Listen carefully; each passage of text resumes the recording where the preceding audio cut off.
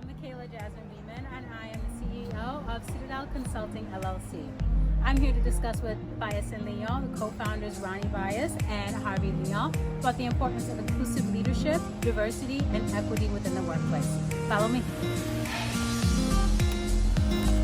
So this is going to be an interactive presentation. I'm going to be asking questions. We're going to be doing exercises together. So I encourage you to bring forth all of your personality. How would you think your employees would describe the workplace culture here at Byas and Leon? I would hope pretty open and honest and fun and fulfilling. I would say most importantly, I would hope that they would describe it that way. That's the culture we try to create. Right, that's great. I mean, this is a great baseline to start with, right?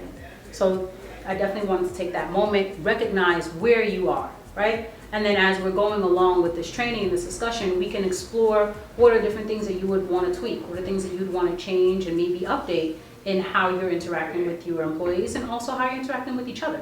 Here we have, as Harvey, you mentioned before, unwanted sexual behavior, lewd comments, crude jokes, touching. They've always been considered forms of sexual harassment. But what about if, let's say, okay, Harvey and Rony, you guys are good friends, you're both guys, both heterosexual guys, so clearly there isn't this like sexual interaction that someone could perceive from you.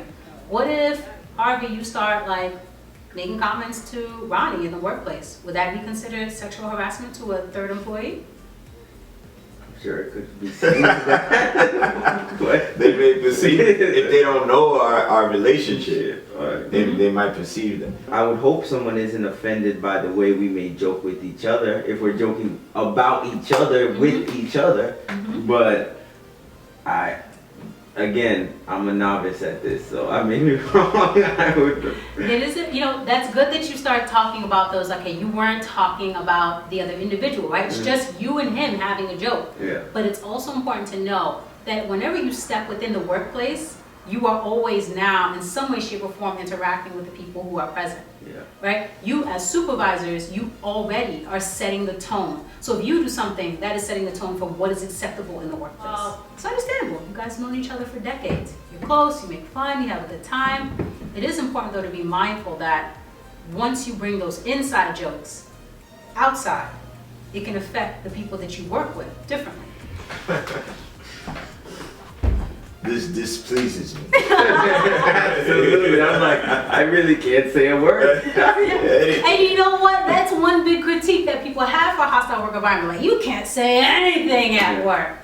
But it's also important to think about when you're communicating and what you're communicating. It is important that you are not inadvertently hurting other people. You know what kind of driver you are? This is a signal for you to speed up on the progress that you're doing and or slow down and pause, right?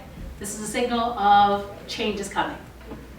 So what changes are you considering and implementing in your workforce after you're hearing this conversation? I think we would need time to sit and to really discuss it, but I would be remiss not to say that we didn't learn something, because I learned a lot compared to what I knew before about, things that I think we can do better. I think we were doing a lot of things right, but there's always room for improvement, and I think the presentation made that very clear to us.